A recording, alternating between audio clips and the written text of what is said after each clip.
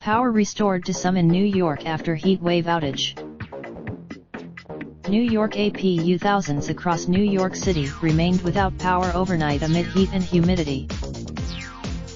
Con Edison restored power to around 13,000 people in southeast Brooklyn, according to a statement released 1 a.m. Monday, but the scattered outages primarily affected Brooklyn and Queens.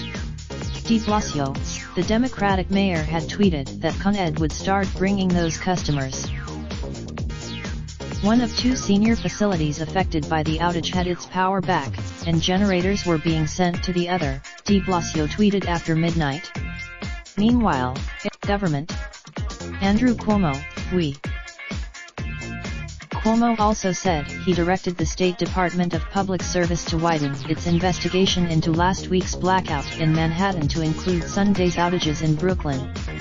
Equipment failure. De Blasio tweeted around 1:30 a.m. that additional light towers were being installed, including at 2 L train stations, and the Red Cross opened a temporary shelter at Marine Park. While the weekend's heat wave cooled somewhat, the low remained in the high 70s, and city emergency management officials warned of thunderstorms. The department predicts its search for location/city. Raindrop, drop top, top smoking, no cooking the hot pot. Fucking on your bitch, yeah, that. Looking up, open the park pot.